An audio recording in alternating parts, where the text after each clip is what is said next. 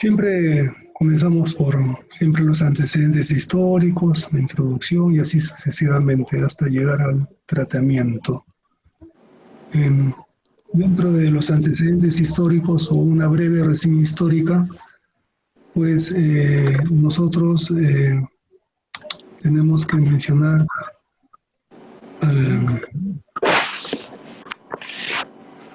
a von Haller, que utilizó el término ateroma ya por 1735.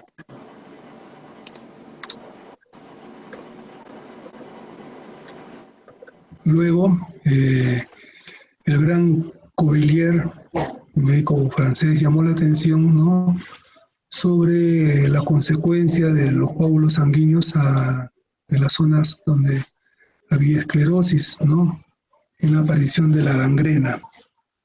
Y por último, Virchow fue el que descubrió los depósitos de grasas, es decir, los ateromas en las paredes de las arterias. Fíjense, el siguiente. ¿Están viendo el siguiente o se ha quedado congelado? Estamos en la diapo 3. Ajá, en la diapo 3, doctor. Muy bien. El señor de La Salle, que fue un químico francés, él allá por 1758 pues fue el que por primera vez encontró el colesterol, ¿no?, en sangre. Y en 1913 un patólogo ruso, Nikolai Ariskov, fue el que hizo una reproducción de las placas de ateroma alimentando a los animales con una dieta que fue muy rica en colesterol. Y allá por 1947 Ángel Case desarrolló un estudio en 7 países cuando describió la correlación directa entre la incidencia de las enfermedades cardíacas y los niveles de colesterol alto a nivel sanguíneo. Entonces, de acuerdo a esto, nosotros podemos decir que la enfermedad arterial oclusiva periférica, también llamada insuficiencia arterial crónica, también llamada enfermedad arterial periférica, se va a referir a las manifestaciones oclusivas de la famosa aterosclerosis o arterioesclerosis, también llamada enfermedad tromboembólica, ¿no?, y una serie de otras patologías, ¿no?, como la arteritis de Takayasu, la tromboangeitis obliterante, también llamada enfermedad de Bourdieu o de Leo-Bourdieu, o las disecciones de aorta. Todas estas patologías lo que van a hacer es causar insuficiencia a nivel periférico, ¿no?, es decir, en la parte arterial. Por lo general, nosotros podemos mencionar que en las extremidades inferiores la disminución gradual, progresiva de flujo arterial, por lo general es asintomática en los pacientes. Pero algunas veces, al haber un aumento de la demanda metabólica a nivel muscular, en las piernas especialmente, esto lleva al paciente a referir que tiene dolor al caminar. Eso es lo que se conoce como la famosa claudicación intermitente. Entonces el paciente va a venir y nos va a decir: doctor, doctora, yo caminaba 1 kilómetro hace 6 meses, pero desde hace 2 meses yo camino 4 cuadras y me tengo que parar porque me duelen las piernas, se me quieren acalambrar. Entonces me paro, me pongo a ver los escaparates, las tiendas, o me siento un rato y pasado unos minutos, unos 10 minutos aproximadamente, se me quita el dolor y otra vez camino. Y otra vez, al llegar a las 4 cuadras, otra vez me comienza el dolor y me tengo que parar. Eso es la claudicación intermitente. ¿Ya? Eso es muy importante. Entonces, peor es cuando esta claudicación intermitente se hace pues a los 200 metros, a los 100 metros o a los pocos metros, e incluso el paciente puede presentar lo que se llama la ubicación en reposo. Entonces, eso quiere decir que la isquemia pues ya está avanzada y paralelamente con esta isquemia se van a ir desarrollando unas lesiones como fisuras, caída del vello de las piernas, heridas que pueden ir a la gangrena, ¿no? Y que puede muy fácilmente ocasionar la pérdida de un dedo, dos dedos, el pie o la pierna del paciente, ¿no? Llegando a la amputación por debajo de la rodilla, que es infracondilia, o por encima de la rodilla, que se llama supracondilia. No debemos dejar que los pacientes lleguen a ese extremo. Lamentablemente, muchas veces, o la gran mayoría de las veces, los pacientes pues acuden tarde a que sean vistos tanto en consultorio, clínica u hospital, ¿no? Entonces, no es culpa nuestra, pero tenemos pues que realizar prevención, ¿no? Y lamentablemente nosotros adolecemos en el Perú de esto. Eso es muy importante. Y lo otro que tengo que decirles es de, pues, que esta arteriosclerosis, o sea, insuficiencia arterial crónica, la arteriosclerosis es la etiología de la insuficiencia arterial crónica, pero también combinada con la diabetes mellitus, pues lamentablemente es una muy mala combinación, ¿no? Entonces, también los pacientes con diabetes mellitus por lo general están descompensados, no se controlan, no toman su medicación, o no se colocan su insulina como debe ser. Entonces, también van a ser insuficiencia arterial crónica y lo que se conoce como pie diabético complicado, ¿no? Bien. En cuanto a la histología, nosotros tenemos que tener en cuenta que tenemos varias partes de las arterias, ¿no? El endotelio, ¿no? Como ven ustedes, es una superficie lisa, ¿no? Y evita así la agregación plaquetaria. El endotelio es la Doctor, parte... disculpe, Sí, creo que la pantalla va se vamos a lo que soy yo. A ver, Seguimos en la diapo 3. Bueno, ahora Recién. recién. a ver, espérense un ratito. Ya. ¿Esta? ¿Ya la vieron? ¿Ahora sí? Ahora Sí, está en la recién 4, ¿no? estamos viendo la 4. Ya, esa es la tercera, la cuarta. Y ya estamos en la parte histológica. Muy bien. ¿Ahora sí? Sí, ¿Ahora sí se doctor. ve? Sí, doctora, Sí. listo, sí. Ya. Ya lo que voy a hacer es entonces la hago crecer y después la vuelvo a reducir para ir cambiando, ¿ya? Muy bien, entonces les decía, teníamos el endotelio arterial, ¿no? Que evita pues la agregación plaquetaria, ¿no? Y cuando empieza a crecer pues una placa ateromatosa, justamente se aloja en este endotelio y va a producir una discontinuidad en este endotelio. Entonces, lo que era liso, pues ya no va a ser liso y se empiezan a formar estas placas que van aumentando de tamaño y que lógicamente van a disminuir el diámetro del vaso, ¿no? Donde se ha localizado. La membrana basal continúa el endotelio, ¿no? Y es una barrera de transporte y estructura de soporte del endotelio. El tejido elástico, en la siguiente capa, es fuerte, ¿no? En comparación con esto. Y cuando esta capa elástica pierde su elasticidad, valga la redundancia, pues da origen a la formación de aneurismas, ¿no?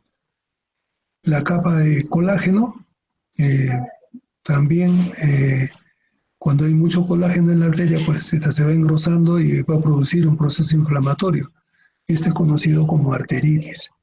El músculo liso es el principal componente de la capa media. Cuando hay placas de ateroma a nivel de la parte interna de la arteria, como les decía, se forman los aneurismas porque se pierde este músculo, ¿no? El músculo liso y el tejido elástico.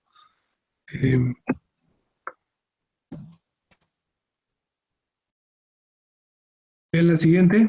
¿Sí? Sí, doctor. Sí, doctor. Sí, muy bien. Entonces, acá tenemos en un corte en 3 dimensiones, ¿no? Cómo es de afuera hacia adentro la adventicia, estoy señalando, ¿no? Con sus vasos vasorums, ¿no? Luego tenemos la túnica media, ¿no? El endotelio vascular, ¿no? Entonces la capa muscular es el músculo liso, no el tejido conectivo, ¿no? Entonces la adventicia, la media y la íntima.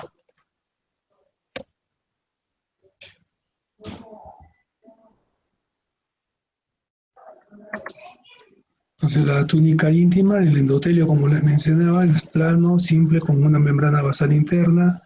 El endotelio va a producir el colágeno tipo 3, 4 y 5, el óxido nítrico, la endotelina y el factor de von Willebrand. La membrana basal va a estar referida a un compuesto de elastina, la hoja fenestrada, que va a permitir el paso de los nutrientes, ¿no? Entonces, todo estas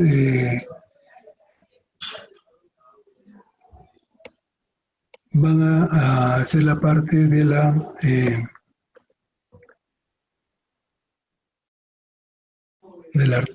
partes de las arterias. La adventicia, que bueno, ya hemos hablado de ella. Muy bien, ahora, como definición, nosotros podemos decir que la insuficiencia arterial crónica, la causa es la arteriosclerosis en más del 90% de los casos. ¿Ya? Eso es muy importante. Y que la disminución del aporte de oxígeno a los tejidos de las extremidades inferiores, por consecuencia de la reducción crónica del flujo sanguíneo en estos tejidos, pues es lo que se conoce como insuficiencia arterial crónica. Se dice que el 97% de los casos la arteriosclerosis es la causa de esto, ¿no? Y siempre hay que hacer un diagnóstico diferencial, eso es muy importante, ¿ya?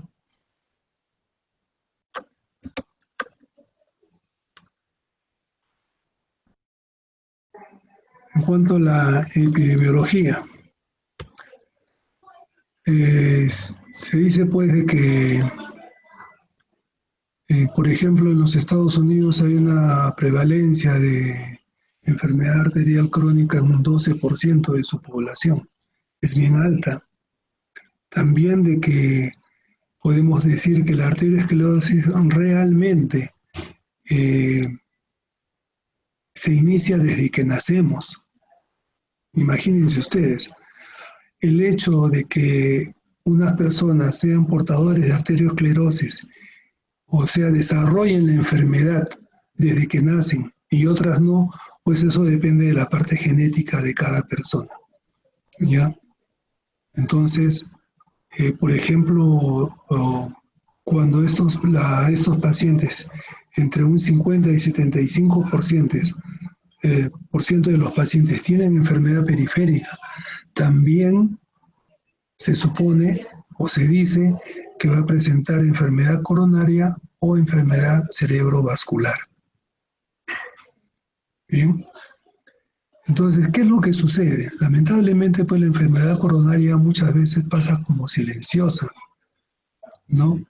Y la enfermedad arterial periférica, pues evita que el paciente realice esfuerzos físicos grandes y por lo tanto impide que el paciente realice una angina. Imagínense, ¿no? Cómo se protege el organismo. Pero pues eso también es malo, ¿no? Por lo general hay una mayor afectación entre los hombres que en las mujeres, pero en los últimos años esto se ha ido equiparando. Entonces, ¿por qué? Ahí tienen el ejemplo, ¿no? Este señor que está fumando, pues el incremento del fumar en las damas pues es enorme, ¿no? Entonces, esos factores de riesgo, sumados a ellos la obesidad, ¿no? Tanto en hombres como en mujeres, Entonces, ocasionan pues que se presente o que se vaya equiparando la presencia de arteriosclerosis tanto en las mujeres como en los hombres.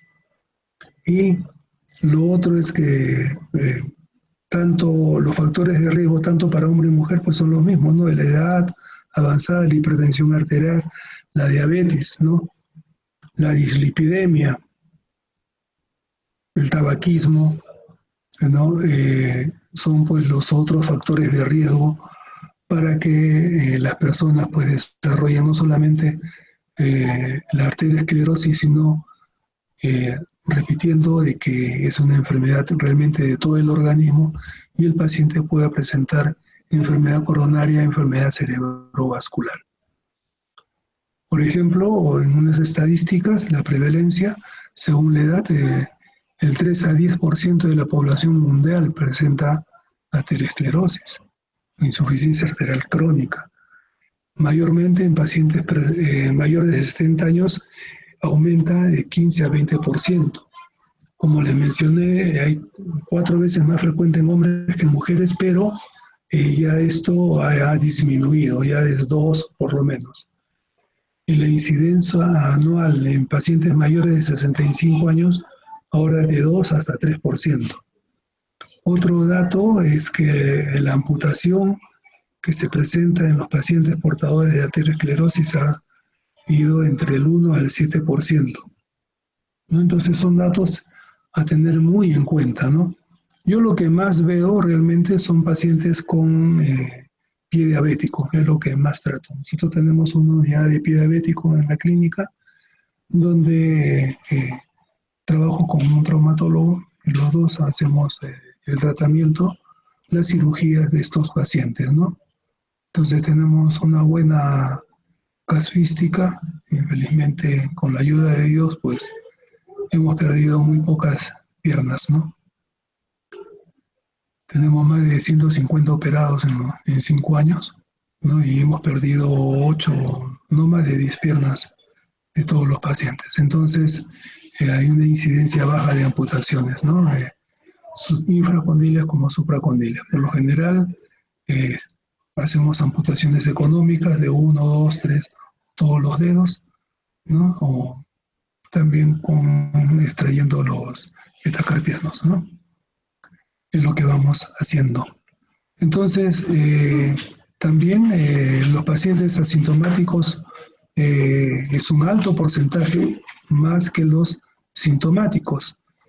En caso de la supervivencia por años es igualmente, ¿no?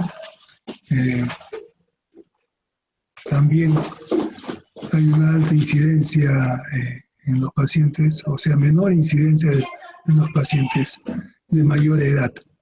Y las arteriopatías periféricas, pues en grupos de prevalencia, lógicamente a mayor edad, mayor porcentaje de enfermedad.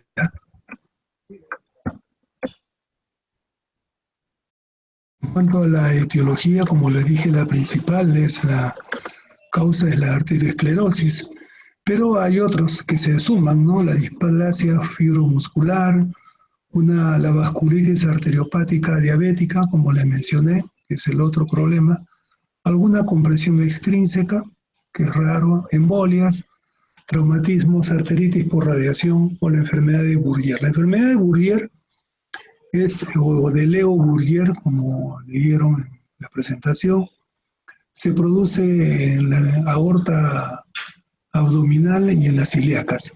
Esa es la famosa enfermedad de Bourrier, ¿ya? Y también podemos hablar de causas no ateroescleróticas de claudicación intermitente, ¿no? La trombogeitis obliterante o también enfermedad de Bourrier, una coartación de aorta, la enfermedad de Takayasu, un trauma lejano o lesión por radiación, la embolia periférica, un atrapamiento popliteo, un quiste popliteo, que disminuyen pues el riego sanguíneo, un aneurisma popliteo. Yo en mi vida de cirujano cardiovascular he operado 2 veces nada más un aneurisma popliteo. Como se decía, la fibrodisplasia arterial, el pseudosantoma elástico, arteria ciática persistente, síndrome ilíaco del ciclista, tumores vasculares primarios, ¿no? Estos son otras causas de claudicación intermitente en los pacientes, no siendo arterioesclerosis. Dentro de los factores de riesgo, para incidir más, el tabaquismo, la enfermedad mundial, ¿no? La hipertensión arterial, la diabetes mellitus, la dislipidemia, ¿no? Cuando el colesterol total está mayor de 200, en la edad avanzada, personas mayores de 50 años. Acá tenemos que hacer una disquisición porque de acuerdo a las nuevas guías y a las nuevas clasificaciones de grupos etarios, ahora se considera edad avanzada pacientes mayores de 80 años, ¿no? De 80 para arriba.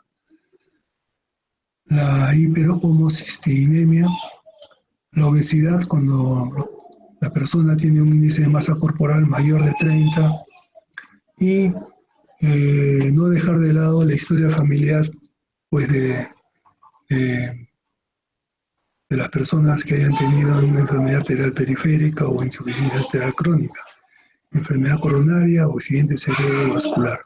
No siempre hay que tener en cuenta esto.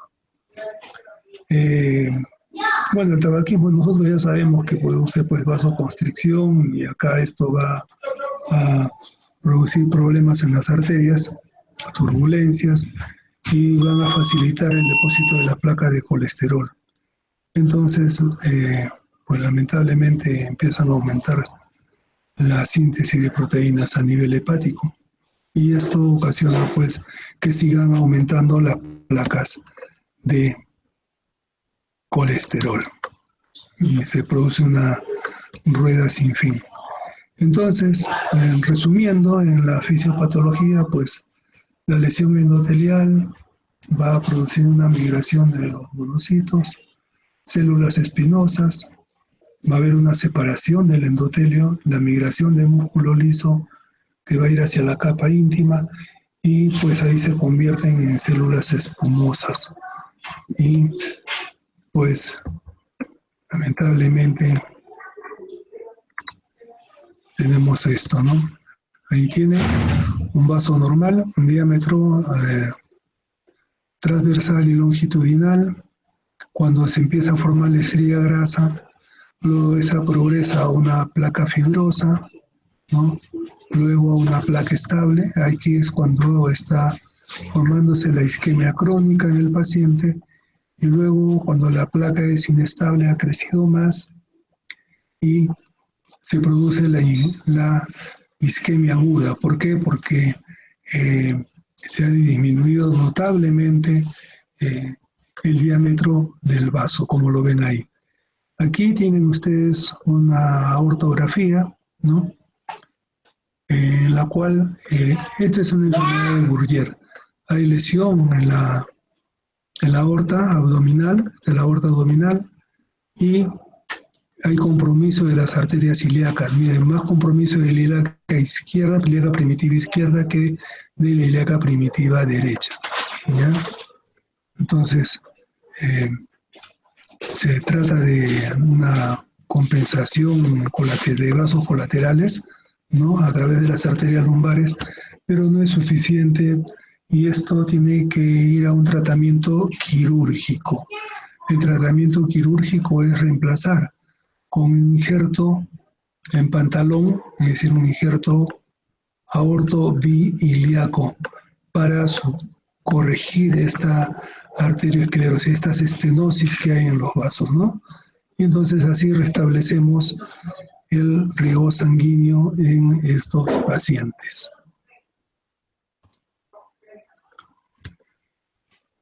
Bueno, esta es una nomenclatura de histología básica, ¿no? Es la clasificación de la American Heart Association de todas las lesiones arterioscleróticas, ¿no? En la persona. Como manifestaciones clínicas, es decir, la sintomatología de los pacientes, se va a referir, como les dije en primer caso, Tenemos 4 grupos. El grupo asintomático, ¿no? Personas que no tienen ningún tipo de sintomatología. En segundo lugar, cuando se presenta la claudicación intermitente y el paciente pues empieza a detenerse, como le decía, cada 4 cuadras, ¿no? También, como le decía, le dicen la enfermedad de los mirones sentados, la enfermedad de los señores que miran los escaparates, la enfermedad del- de las personas que se detienen cada cierta cantidad de metros, ¿no? Entonces, ellos, aparte de la claudicación intermitente, que es el, el síntoma gold estándar que tienen ellos, además refieren frío, pueden tener anemia y esta claudicación intermitente aumenta cuando el paciente empieza a subir, ¿no? Calles empinadas, ¿no? Luego viene en tercer lugar la isquemia crítica de una extremidad de un miembro inferior, en la cual pues la, esta isquemia progresa, ¿no? Hasta ser severa y el paciente presenta insuficiencia arterial en reposo. Y por último, ya pues todo esto desencadena en una insuficiencia arterial aguda. ¿Cuál es el problema? El problema es de que la insuficiencia arterial crónica nos da tiempo para estudiar al paciente. O sea, podemos hacer los estudios, no programar, si ustedes quieren graficar la claudicación del paciente, lo hacemos en una prueba de esfuerzo, eh, pero en la faja normal, sin que suba, ¿no? En 0 grados nada más, y ver comprobamos a qué cantidad de metros el paciente presenta la claudicación intermitente. Hacerles el Doppler y decirles pues que hay una insuficiencia arterial que probablemente requiera cirugía y para la cirugía tenemos que hacer pues una angiografía, ¿no? Entonces, vuelvo a repetir, nos da tiempo para estudiarlos. Pero el problema radica cuando se presenta la insuficiencia arterial aguda. Esta se presenta porque súbitamente se corta la irrigación de ese miembro, de la pierna del lado derecho o izquierdo, pierna afectada, ¿no?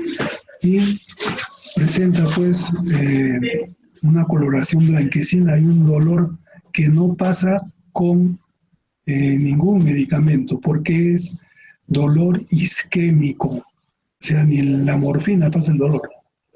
Entonces requiere también un tratamiento urgente.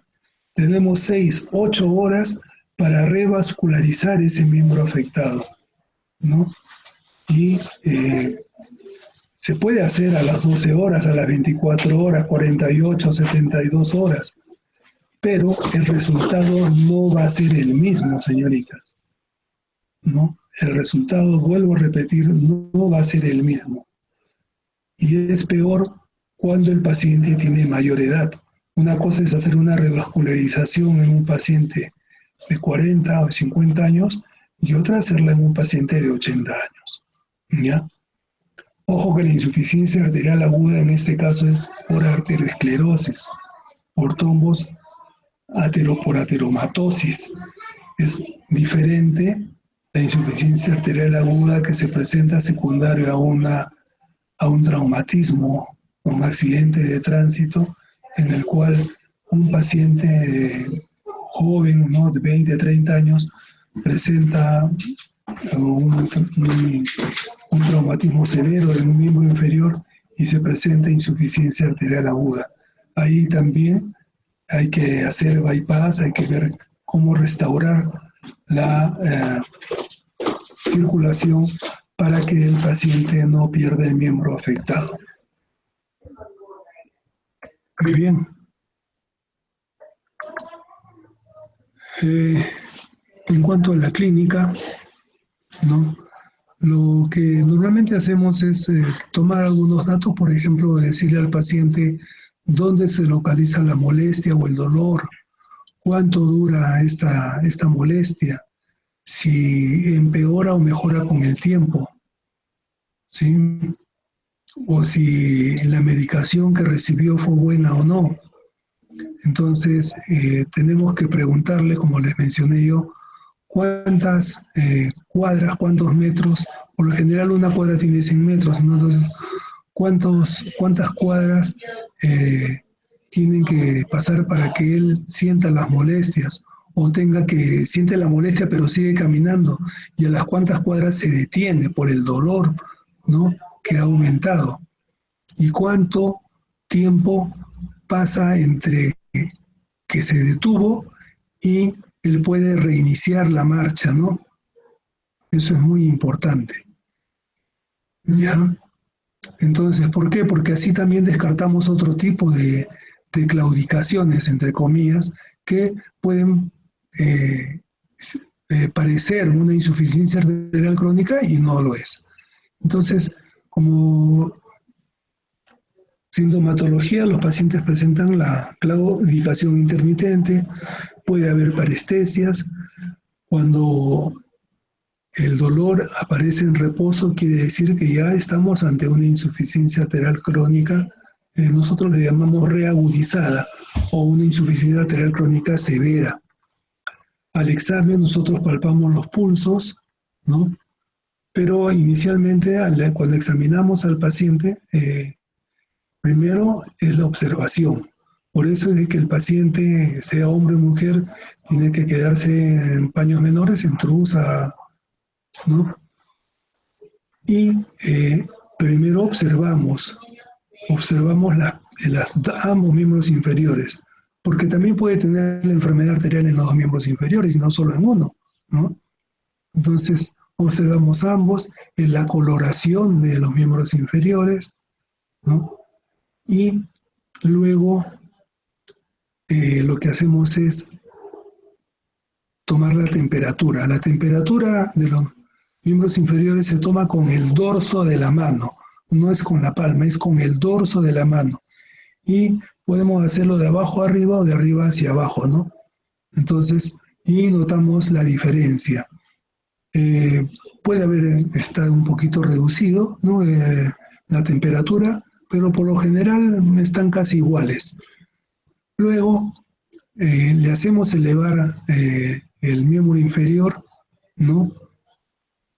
Y si lo levantamos a un ángulo de 45 grados, si hay insuficiencia arterial va a haber una palidez al elevar el miembro inferior. Entonces así podemos determinar indirectamente si hay insuficiencia arterial de uno o de los dos miembros. Igualmente vemos, ¿no?, si hay cambios tróficos, ¿no?, tanto de la piel, si hay caída del vello de las piernas, o de repente no tenía vellos. Vemos las uñas cómo están, ¿no?, si están deterioradas o no. Eso también se llaman cambios tróficos. Si presentan alguna lesión, alguna herida, una gangrena, úlcera isquémica, el cambio de coloración violácea, ¿no? Entonces, todo eso tenemos que ver. Y al final examinamos los pulsos. Ya les dije yo cómo se examinaban. Yo por lo general comienzo de abajo hacia arriba, ¿no? Pedio, tibial anterior, tibial posterior, popliteo, femoral, ¿no? También podemos palpar los pulsos radiales para hacer una comparación, porque el pulso radial debe ser igual al pulso pedio, tibial anterior o tibial posterior, ¿no? Entonces, si hay diferencias, pues ya estamos pensando de que hay problemas de irrigación a nivel de las piernas.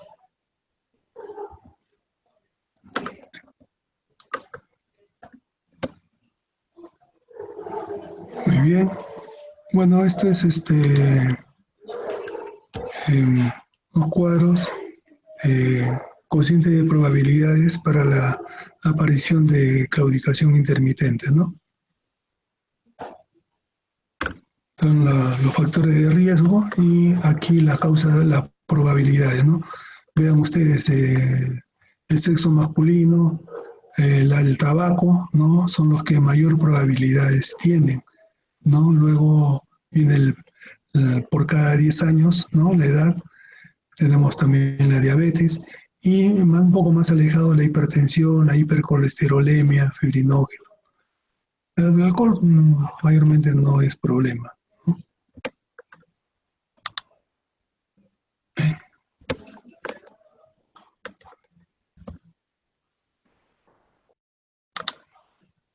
Muy bien. Aquí tenemos la irrigación del organismo, ¿no? Y está por porcentajes, ¿no? Por ejemplo, en la arteria femoral superficial, ¿no? Hay un porcentaje de obstrucción más común del 60%, ¿no? Hasta 45%, ¿no? Los pacientes con un miembro inferior amenazado pues presentan dos lesiones, ¿no? En la poplitea, por ejemplo, el 10%, ilíaca 17%, humeral 15%, menos en la subclavia que es un 7%, igual que la aortoilíaca un 7%, ¿no? Entonces, por ejemplo, la tasa de amputación a 5 años en pacientes con enfermedad aterosclerótica puede ser de 7%, ¿no? Y a 10 años un 12%, ¿no? Quiere decir que en mayor tiempo, pues, también hay un mayor porcentaje de amputación. Y lo otro es que hicieron también, en cuanto a la supervivencia, a los 5 años, 38% de estos pacientes van a estar vivos, pero pasados los 10 años, solamente un 22% de estos pacientes van a seguir vivos, ¿no? Los puntos de obstrucción, como ya les he mencionado, pero con la sintomatología. La oclusión a nivel aórtica va a dar la claudicación lumbar de muslo y cadera, ¿no? Los pacientes refieren un dolor en barra a nivel de muslos, ¿no? Muslos, las caderas. Cuando es ilíaca hay dolor, ¿no? En la región glútea y también en la cadera. Cuando la estenosis se presenta en la región ilíaca, vamos a escuchar un soplo femoral o hay disminución de los pulsos. Cuando es la oclusión a nivel hipogástrico, si es bilateral, puede ocasionar impotencia sexual. Cuando la oclusión es a nivel de las arterias femorales común y profunda, va a haber claudicación y atrofia de los músculos del muslo. Cuando la oclusión es de la femoral superficial y de la poplitea, pues hay una claudicación también de la pierna, ¿no? Y la oclusión tibial y peronea igual, ¿no? De la pierna y el pie, con los trastornos tróficos que se pueden presentar. Esto es un aproximado, no es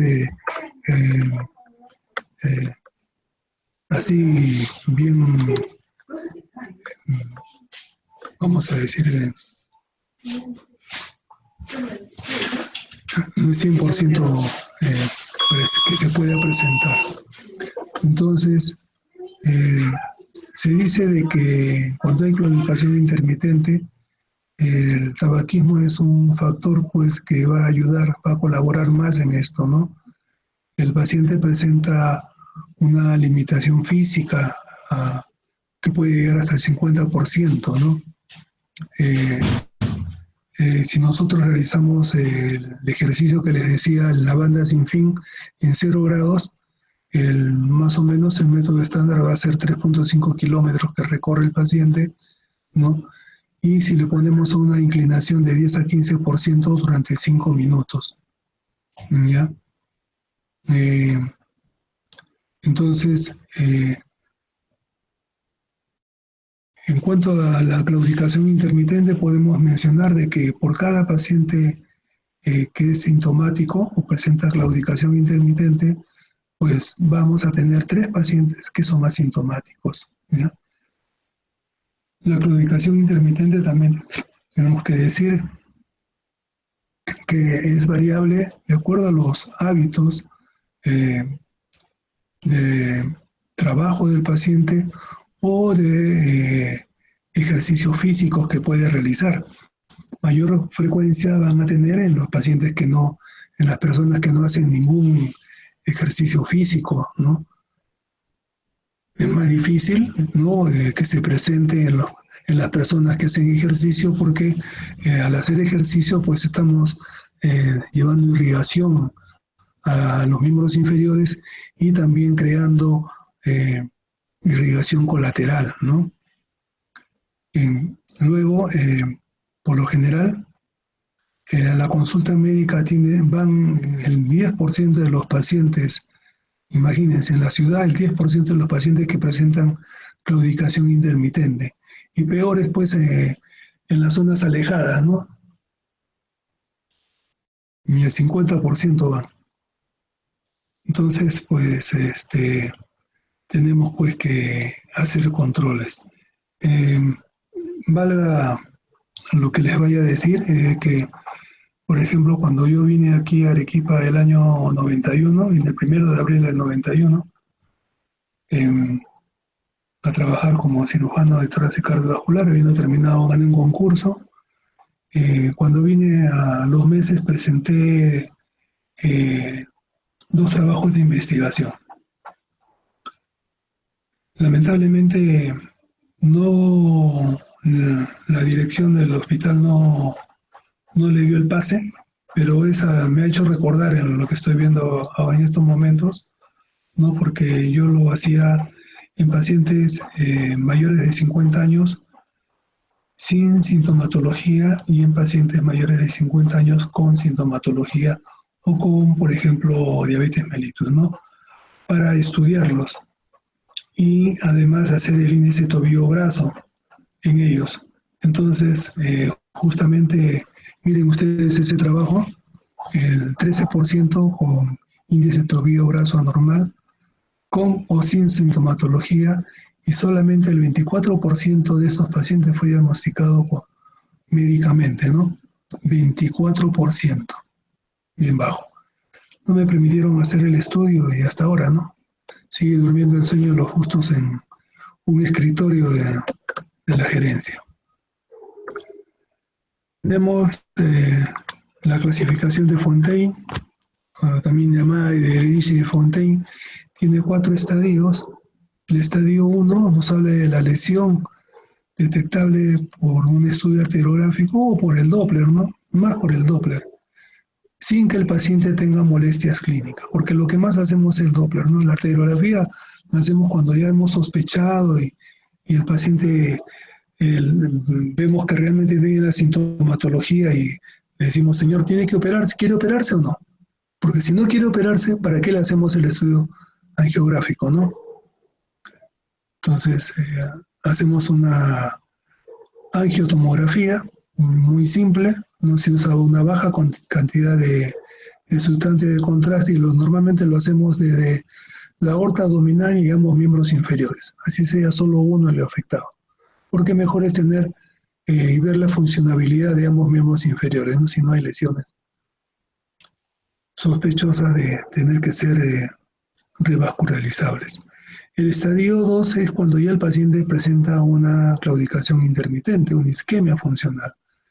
Entonces, esta se llama tardía cuando presenta la claudicación intermitente después de los 300 metros.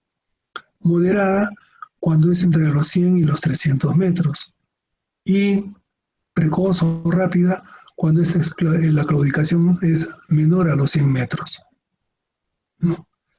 El estadio 3, cuando el paciente tiene dolor en reposo, ¿no? Entonces, el paciente incluso pierde el sueño. Y el estadio 4, cuando ya pues el paciente tiene la necrosis, como aprecian ustedes en el primer y segundo dedo de ese pie izquierdo.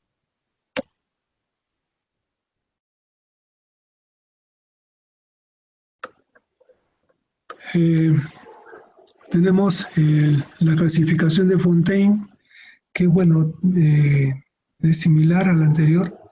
Tiene estadios, el primero 1, el estadio 1 es asintomático, el estadio 2, claudicación intermitente, el 2A, claudicación intermitente mayor a los 100 metros, el estadio 2B, claudicación intermitente menor a los 100 metros, el tercero, dolor en reposo, y el cuarto, con lesión estrófica, necrosis, gangrena, ¿no?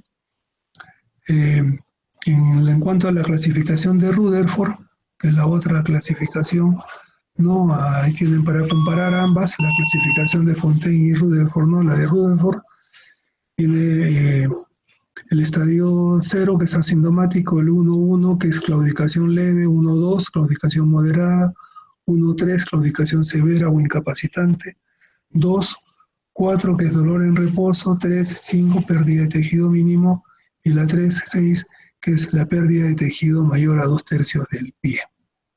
No es más aguda. Y bueno, ya tenemos la de Fontaine, ya la sabemos, ¿no? Entonces son los dos tipos de clasificaciones que encontramos. En cuanto al diagnóstico diferencial, es muy importante, ¿no? Con las preguntas que hicimos al realizar la historia clínica, ¿no? Tenemos que descartar problemas venosos, problemas de lumbociáticas, claudicaciones osteoarticulares a nivel de las llamadas metatarsalgias, ¿no? Dolores en en el tarso, o que sea por pie plano o músculo tendinosas. Las llamadas pseudoclaudicaciones, ¿no? Por ejemplo, al paciente le preguntamos, ¿cuándo comienza el dolor? Cuando apenas comienzo a caminar, eso no es claudicación intermitente.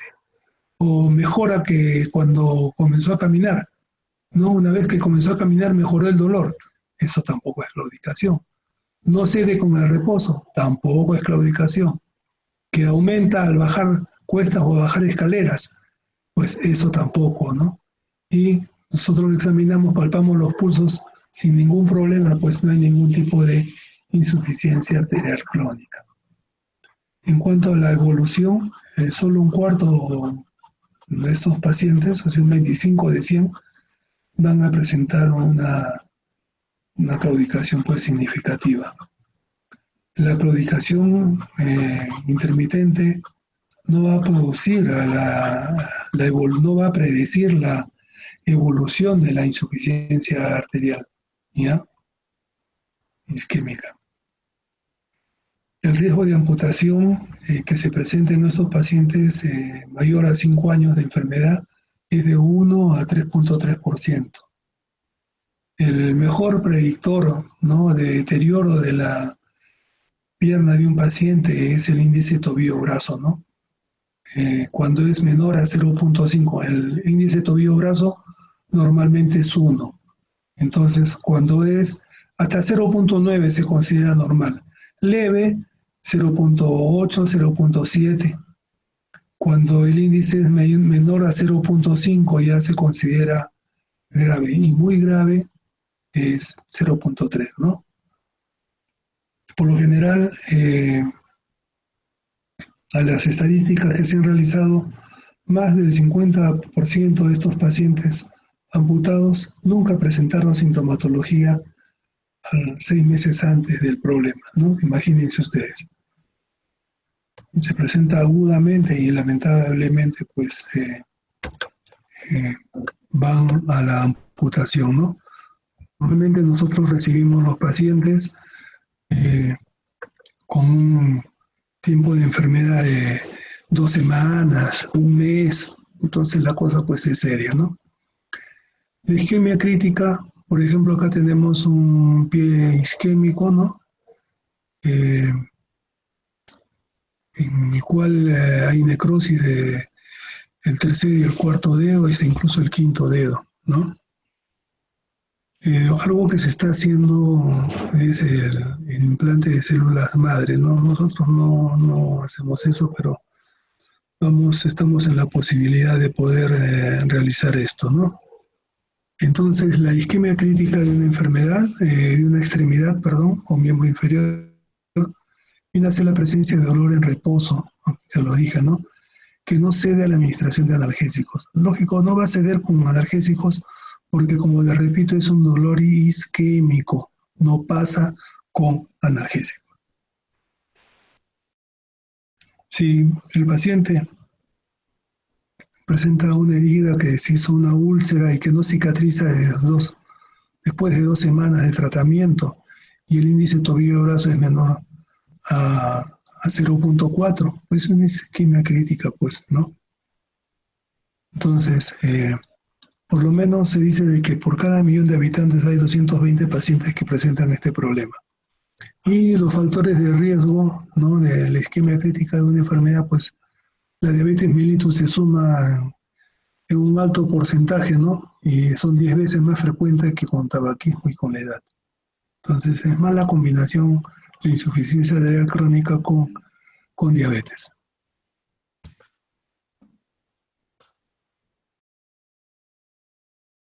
En cuanto a la progresión del Fontaine del 1 al 3 o 4, bueno, aquí los tienes, por ejemplo, el que están viendo en la parte superior, son pacientes con insuficiencia renal crónica que previamente le hicieron una amputación transmetatarsiana en la pierna derecha, ¿no? Y que presenta isquemia crítica, pues, ¿no?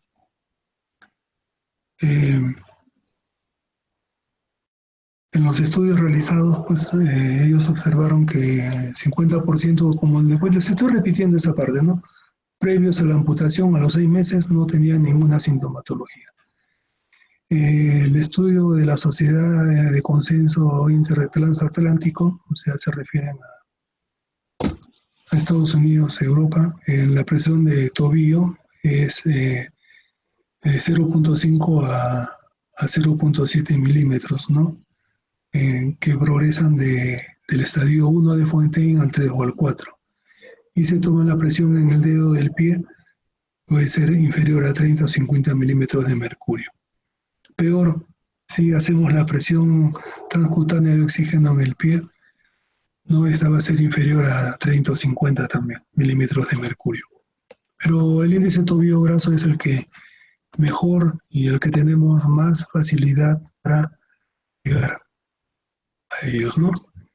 En cuanto a los hallazgos en la exploración física, como verán ahí, en la piel hay trastornos tróficos, es una piel mucho más delgada, ¿no? Casi no tienen vellos, ¿no? Las uñas crecen muy poco, el llenado capilar es lento, ¿no? Tiene que ser por lo general hasta 2 segundos, se considera normal, pero vemos al hacer el examen de la temperatura, vemos que es una enfermedad que está fría, un pie o una pierna fría o muy fría, ¿no? Si le hacemos elevar la pierna, pues va a adquirir una palidez, ¿no? Como ya les dije, ¿no?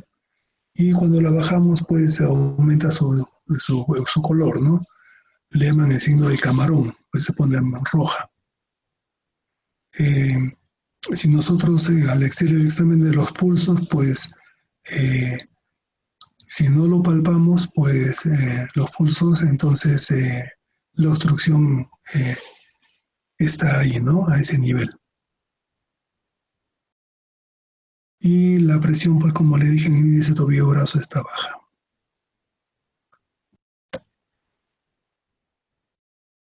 Ya tienen ustedes el ejemplo, como les mencionaba, de la prueba de Bourrier, se le llama, el levantar la pierna, ¿no?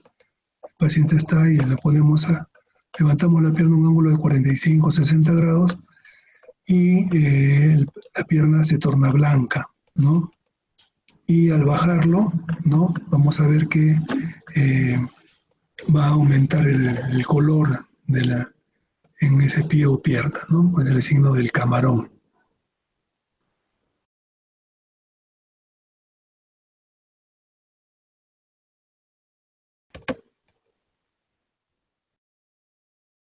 Aquí tenemos el síndrome de insuficiencia arterial, las diferencias, ¿no? Cuando es aguda y crónica, los síntomas. Aguda, el dolor, ¿no? En crónica es la claudicación. La funcionabilidad de la extremidad, el paciente no va a poder mover la pierna, ¿no? Y sin embargo, cuando es crónica, pues la mueve. La temperatura en la crónica es normal o está disminuida, como les mencioné, y cuando es aguda, pues está fría. El color de la pierna es normal o un poquito pálida. En la crónica, en la aguda es pálida, blanquecina, ¿no? Está fría y pálida. Y la sensibilidad puede estar presente o un poquito disminuida, pero en la aguda, pues lamentablemente no hay sensibilidad. Al inicio puede haber sensibilidad, pero después se va perdiendo, ¿no? Porque también va a haber lesión de los nervios. Esa es la razón.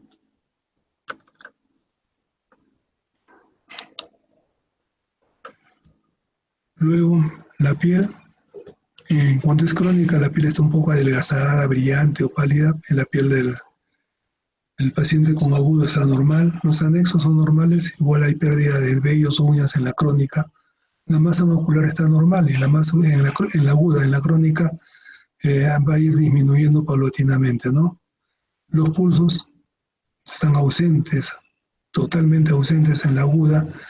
En la crónica pueden estar disminuidos o ausentes, ¿no? Pero por lo general disminuidos. Llenado capilar, en la aguda no hay llenado capilar y en la crónica pues está disminuido, ¿no? Se dice que cuando se toma la presión a nivel del tobillo, en el índice de tobillo-brazo, cuando la presión está por encima de los 60 milímetros de mercurio, podemos palpar los pulsos, ¿no? Cuando es inferior a esta, no palpamos los pulsos. La evolución de la insuficiencia arterial crónica, bueno, como ya dije, primero la claudicación, después el cambio de color y temperatura, luego el dolor que se presenta al reposo, y en el cuarto grado, pues ya la ulceración y necrosis del miembro afectado.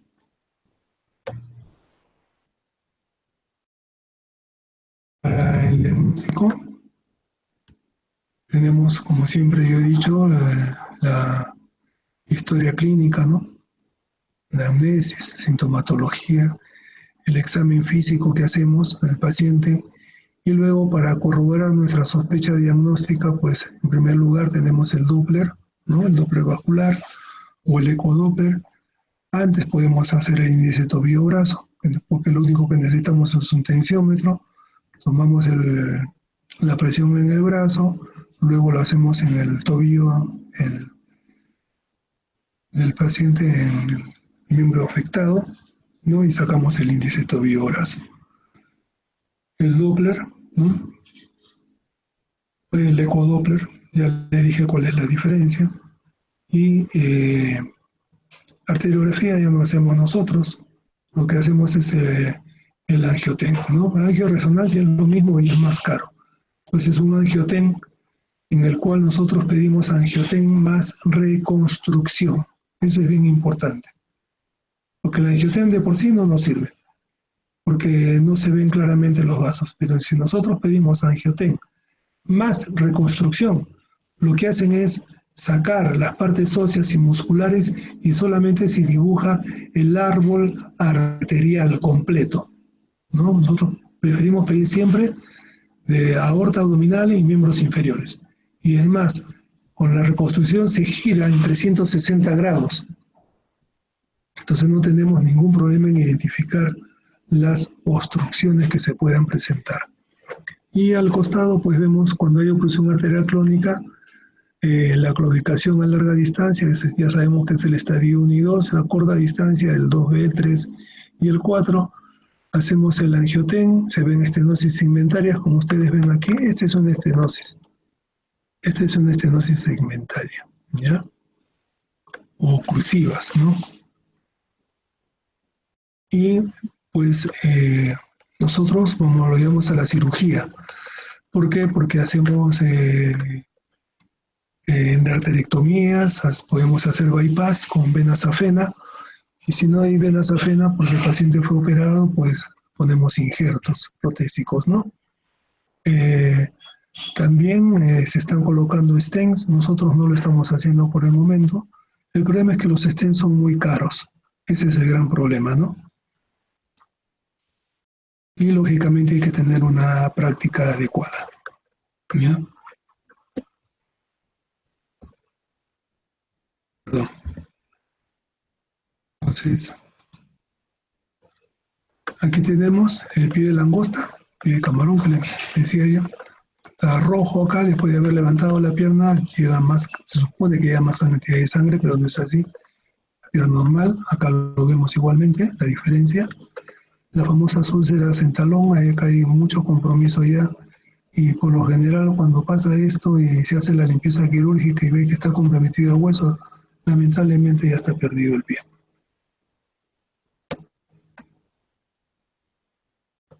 El famoso índice tobillo-brazo que les mencionaba, ¿no? Entonces es tomar la presión arterial, ¿no? Y con el Doppler, ¿no? El esfingomanómetro, el tensiómetro y el Doppler, entonces tomamos la presión sistólica, ¿no?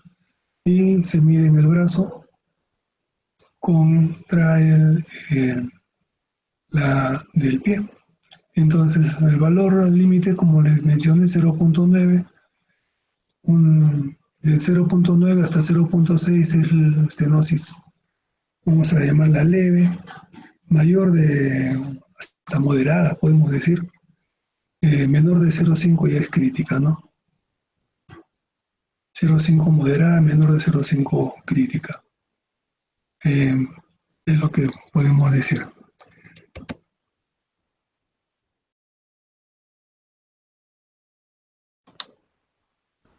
La correlación de índice tobillo-brazo con el grado de isquemia en miembros inferior, entonces es normal, es 1, bueno, patológico lo consideran acá 0.9, pero yo les mencioné de que es hasta 0.9, 0.8 a 0.5 claudicación y de 0.543 es crítica, ¿no? En el estadio de Fontaine es lo que ustedes ven aquí. El estadio 1 es normal, el estadio 2 hasta 0.6, el 3 0.3 y bueno, el 4 en 0.1 ya no hay nada, ¿no? En cuanto al Doppler, ¿no?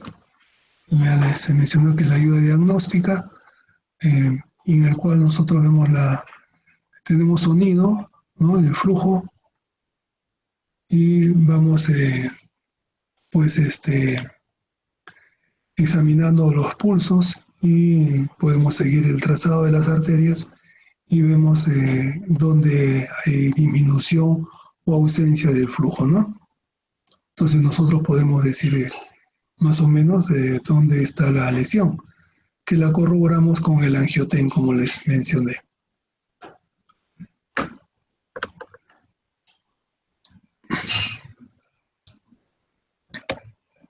Si nosotros colocamos el color, pues el color, como acá lo ven,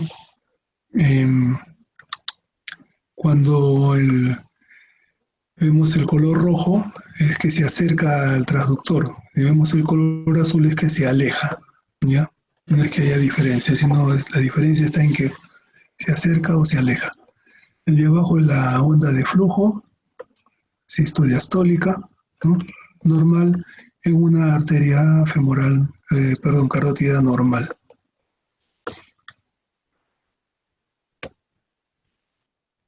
En cuanto a la angiografía, como les mencioné, ya casi no la hacemos, pero se consideró en un tiempo el estándar de oro. Siempre se recomienda hacer una creatinina en todos los pacientes, tanto para la angiografía como para el angioten. Entonces la diferencia está en que acá en la angiografía siempre vamos a tener la parte muscular y las partes óseas, ¿no? Entonces, bueno, sí, nos acostumbramos a ver de esta forma, ¿no? Pero lógicamente que mejor se ven cuando se han retirado las partes óseas y musculares y solamente queda el árbol arterial como les mencioné.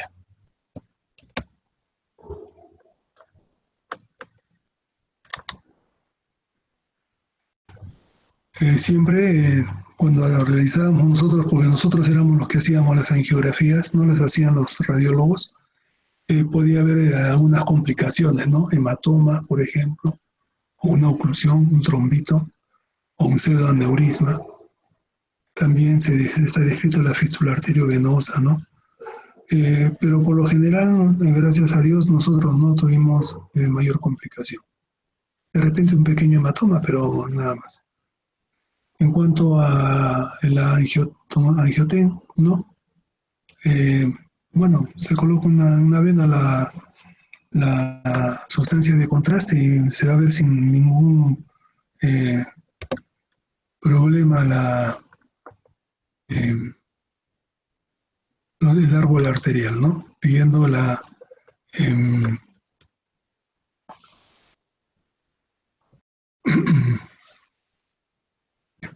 la reconstrucción.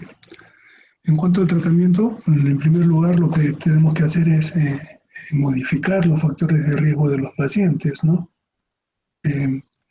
Mejorar el ejercicio físico si es que lo hacían, o programar ciclos de caminatas en estos pacientes. El tipo de tengo que decirles de que el tratamiento puede ser médico o quirúrgico.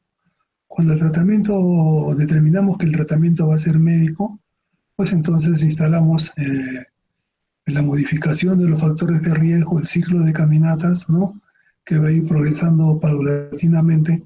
Y en cuanto a la medicación que le vamos a dar a los pacientes, nosotros por lo general damos clopidogrel en la mañana, una cápsula, una tableta de 75 miligramos, la aspirina, que es el ácido acetilsalicílico de 100 miligramos en el almuerzo, con el almuerzo, y estatinas, la atorvastatina de 20 miligramos, incluso a veces damos de 40, que damos en la noche. Entonces, repito, clopidogrel de 75 en la mañana, aspirina de 100 miligramos con el almuerzo y atorvastatina de 20 o 40 miligramos en la noche. También se puede agregar, de acuerdo a cómo vaya el paciente, podemos agregar pentoxifilina, que es el famoso Trental. El Trental o pentoxifilina viene de 400 miligramos y se puede dar hasta 3 veces al día, o sea, 400 miligramos cada 8 horas. El cilostazol es un medicamento que se utiliza para mejorar la claudicación intermitente del paciente. Viene de 100 miligramos y se puede dar 1 o 2 veces al día. Como indicadores de revascularización, como dicen ahí, como ven a ustedes ahí al costado, la claudicación normalmente impide las actividades diarias del paciente, pero con los ejercicios, pues el paciente con ese ciclo de caminatas va a ir mejorando. Igual va a ir mejorando el dolor en reposo o la úlcera que no cura, la gangrena, pero eso ya significa que el paciente tiene que ir a cirugía. ¿Ya? Entonces, repitiendo lo que les dije, para modificar los factores de riesgo, pues el ejercicio hay que bajar kilos, ¿no? El control de la presión arterial, ¿no? O de la glucosa en los pacientes diabéticos, una dieta no como esta, ¿no? Hay que perder peso, hay que disminuir peso, dejar de fumar, ¿no? Para que mejore pues esas placas ateromatosas, ¿no? Y no sé, y tratemos pues la hipercolesterolemia, la diabetes, la hipertensión. Así vamos a poder controlar esta enfermedad. Aquí tenemos, bueno, esto es lo que usamos nosotros, la aspirina, el clopidogrel en la mañana, aspirina en el almuerzo. Ciclopidina no lo usamos hace tiempo. La verdad, no más. Aquí tenemos la pentoxifilina, que sí lo usamos, ¿no? Y el cilostazol, que también lo podemos usar. Entonces el paciente puede llegar a tomar 5 medicamentos. Como lo ven acá en las curvas, esta es la mejoría de los pacientes que toman cilostazol, ¿no? Que mejora la claudicación intermitente. Está comprobado en estudios. Y igualmente la pentoxifilina. Entonces la suma de ambos, pues, va bien. Por buen camino. Ahora, hay veces en que los cuales nosotros, estas son las dosis de los medicamentos, ¿no? Como antiagregantes. Prasugrel, ticagrelor, nosotros realmente los cirujanos cardiovasculares no usamos esto, no lo usamos, sería mentirles. Igualmente, bueno, acá en anticoagulantes, Tampoco usamos las enoxaparinas, ¿no? El fondoparina, enoxaparina. Eso es más que todo para infarto agudo de miocardio, ¿no? Con elevación del ST. Pero nosotros para em, em, claudicación para pacientes con insuficiencia arterial crónica, en los posoperados usamos solución de heparina, no usamos enoxaparina. ¿Ya? Bien claro debe quedar esto. Por lo general lo que están viendo ahí que usan eso, lo hacen los cardiólogos en sus pacientes coronarios, ¿no? Muy bien, entonces ahora vamos al tratamiento quirúrgico. Nosotros ya les dije que no hacemos se hace angioplastía percutánea, o sea, la colocación de stents, ¿no? Como se ven en esta parte de acá, esto es en las coronarias. Endarterectomía, si hacemos endarterectomía significa sacar las placas ateromatosas de la femoral, ¿no? O popliteas, ¿no? Se llama endarterectomía. Y el bypass que hacemos con vena safena invertida, ¿no? Porque tiene que estar a favor de las válvulas el flujo sanguíneo. Si lo ponemos como están, se va a ver obstrucciones con las válvulas si están funcionando, pues no van a permitir que pase la sangre arterial. Otro forma quirúrgica que era hacer el bypass in situ, con safena in situ, pero la experiencia ha demostrado de que lamentablemente no tiene buenos resultados, ¿no? Como medidas heroicas se puede hacer, porque también hay que destruir las válvulas, ¿no? Con catéteres. El otro es cuando el paciente no tiene la posibilidad de hacerle con safena porque no la fue operado de varices, pues, o se le hizo bypass aortocoronario, entonces se colocan las prótesis, ¿no? Hay dos tipos de prótesis con Dacron, se le dice Dacron, también doble velour, y PTF, que es el politetrafluoretileno expandido. No son los dos tipos de tejidos, incluso vienen anillados también. Ahora, para evitar que pueda haber compresión. Más que todo esto ya se refiere a la parte quirúrgica, ¿no? Como ven ustedes, la aorta abdominal, las ilíacas primitivas, ¿no? Y luego pasando el anillo inguinal ya se convierte en femoral común, femoral profunda, poplitea, pasando el canal de Hunter, que es este nivel, y luego el tronco tibio peroneo con la tibial anterior, tibial posterior y la peronea. Aquí en el sector aortoiliaco, los bypass en pantalón que le hacemos aorto biiliaco, aorto bifemoral, con endarterectomía o sin endarterectomía. El sector infrainguinal, que es el bypass femoropopliteo proximal o el bypass femoropopliteo distal, con endarterectomía o profundoplastía. Profundoplastía porque se refiere a la arteria femoral profunda. Y los famosos bypass extraanatómicos, cuando no hay posibilidad de realizar un bypass por diferentes motivos, pues hacemos un axilofemoral, ¿no? Entonces, porque no se puede realizar la cirugía en el nivel aorto biiliaco, entonces hacemos un bypass de la arteria axilar a la arteria femoral. Los bypass femorofemorales, ¿no? Es de derecha a izquierda o de izquierda a derecha, ¿no? Bypass femorofemorales. Y bypass por el agujero obturador, pues es otro tipo de bypass. Y las simpatectomías lumbares que realmente ya no se hacen, ¿no? Muy poco. Era para mejorar la simpatectomía, para mejorar la circulación a nivel ilíaco o aorta anatómica, aorta abdominal distal. Los femorales, incluso otras, son bypass, se llaman extraanatómicos porque se hace por a nivel subcutáneo, ¿no? Esa es la razón.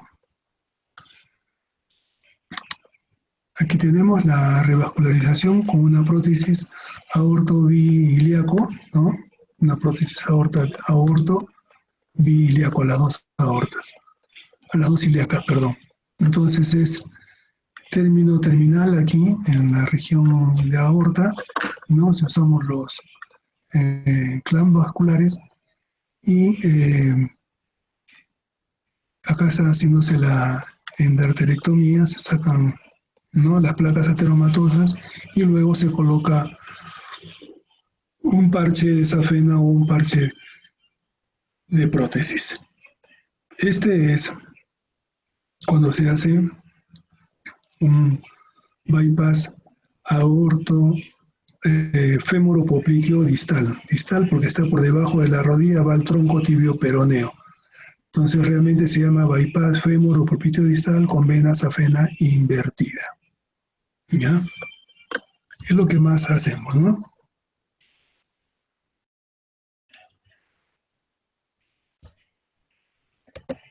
Muy bien.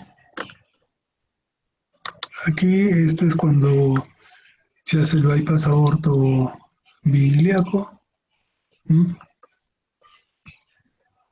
Cuando a veces pues adolecemos de infraestructura, tenemos que improvisar, ¿no? Entonces colocamos,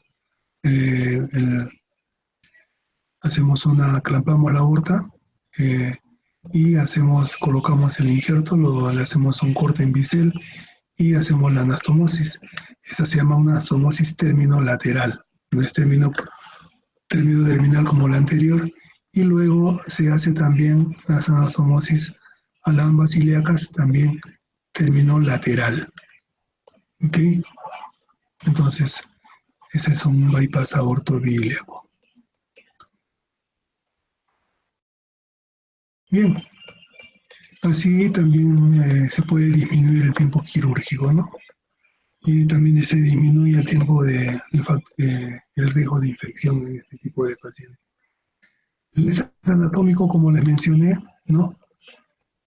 No va del miembro superior de la arteria axilar y a la femoral, en este caso del lado derecho. Y también podemos hacer de femoral derecha a femoral izquierda, ¿sí?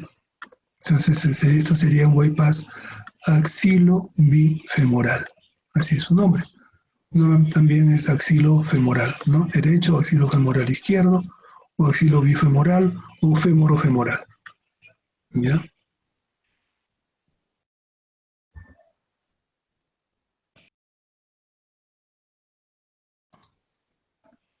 En estos casos, por ejemplo, aquí tenemos un bypass ilio-femoral, ¿no? Aquí un fémoro-femoral, aquí un ilio-femoral y, no, ilio-femoral bilateral. Ilio-femoral bilateral, femoral a la izquierda y femoral a la derecha. ¿No? ¿Por qué? Porque lamentablemente puede haber severas obstrucciones y hay que saltar esas obstrucciones para que poder darle irrigación a esos miembros inferiores, ¿no? Vuelvo a repetir, se puede hacer con vena safena, pero por lo general los últimos que les estoy mencionando es con injertos, ¿no? Así se ahorra también el tiempo quirúrgico.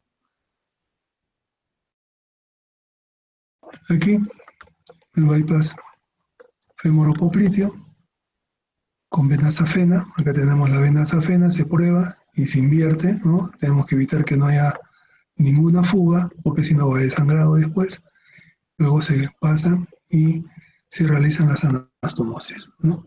Aquí el bypass aorto bifemoral, como le dije, la enfermedad de Bourdieu, y acá tenemos la anastomosis terminal, aorto, injerto, y igual que a las ilíacas, o a las femorales, porque pasamos a las femorales. Y las femorales es término lateral. Muy bien, jóvenes, entonces acá igualmente se ve más bonito, esta es la aorta del paciente, acá tenemos el injerto, ¿no? Este es un injerto de Dacron doble velour, así se llama, y acá está la anastomosis que se ha realizado, terminal, y bueno, para el lado de la ilíaca derecha y la ilíaca izquierda. Bien, jóvenes,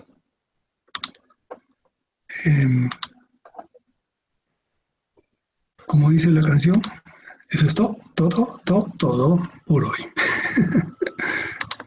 Bien, ¿Alguna pregunta, queridas y estimadas señoritas de mi grupo número 6? ¿Hay preguntas? ¿No hay preguntas?